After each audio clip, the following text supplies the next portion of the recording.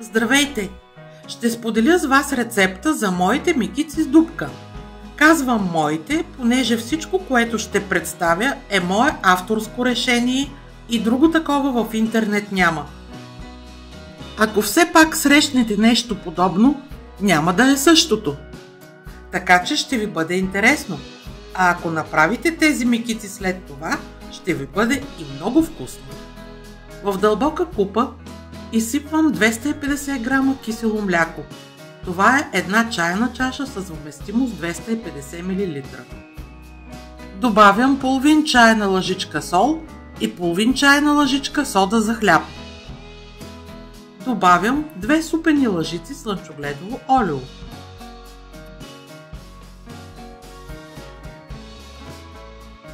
Разбърквам с помощта на вилица.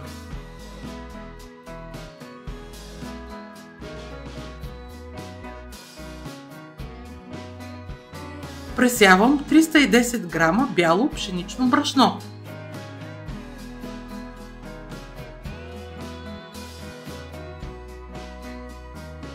Брашното добавям на две части. Отначало разбърквам с помощта на вилица. Лесно е. Това е втората част от брашното.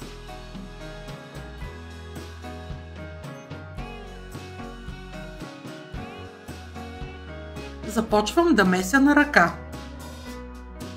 Ако имате робот, използвайте го. Замесвам меко тесто. Колкото е по-меко тестото, толкова по-добре. Ако все пак много ви лепне, добавете още една супена лъжица брашно. Но се постарайте тестото да стане меко.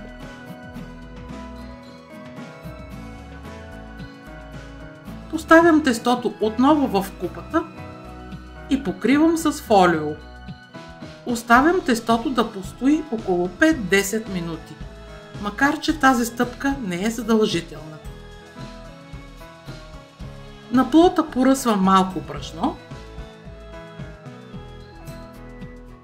и върху него поставям отпочиналото тесто. Доумесвам го съвсем за кратко.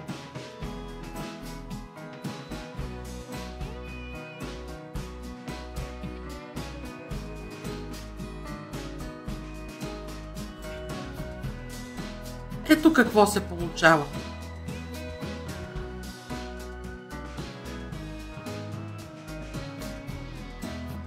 Разделям тестото на 6 равни части, така както ви показвам.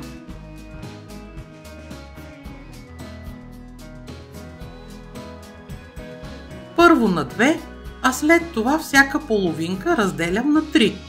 Така е най-лесно според мен. С втората част постъпвам по същия начин. Правя 6 малки топки. Това става много лесно.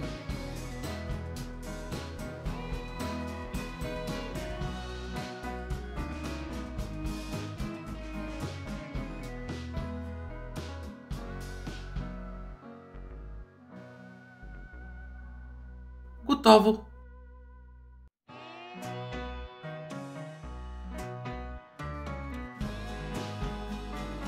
Подреждам тези топчици в чиния, за да ми е по-лесно.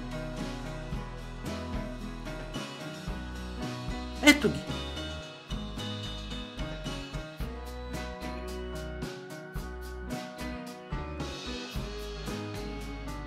Всяка топчица разточвам на кръг с диаметър около 18 см.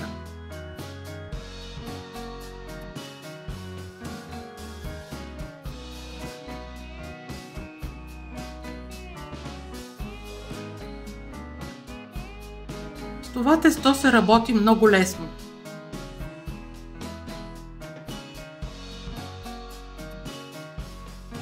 А това е ринг с диаметър 3 см. Правя дупчица. Ето по този начин. Тя не е само за красота. По-нататък ще разберете защо. Така постъпвам с всички части от тестото, които съм направила на топки. Ако нямате такъв ринг като моя, може да използвате малка чашка. Пак ще се получи и пак е много лесно.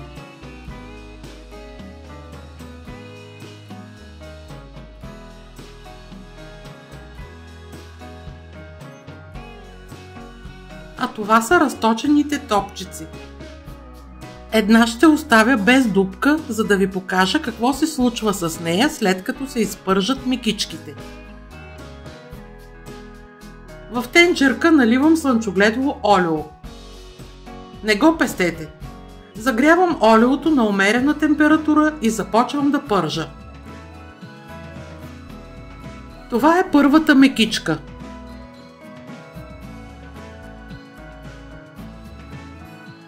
Вижте как през отвора преминава олиото. По този начин мекичката се изпържва идеално. Ако този отвор го няма, това няма да се случи. По-нататък ще видите какво става. А и лесно се обръща след това. Вижте колко добре изглежда. Поставям в чиния. Това е втората мекичка. Изпържвам и малките части, които остават след изрязването на отворите. И те са вкусни.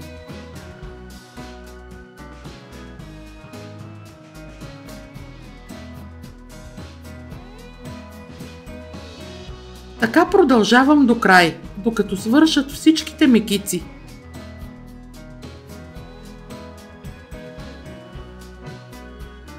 А това е последната мекичка, на която не направих отвор. Вижте каква бяла част се получава по средата. Това е така, защото олиото няма откъде да мине. И тя става за ядене, но все пак е по-добре, ако има дупчица. Ще се изпържи по-добре. Това са готовите мекици. Златисти и много апетитни. Ето как изглеждат отвътре. Прекрасни са. Ако знаете и колко са вкусни, може да ги поднесете с всичко. С пресни зеленчуци, с сирене, с мед, така както обичате. Аз съм избрала сладкия вариант. Това е домашно сладко от праскови. Желая ви приятен апетит и да ви е сладко!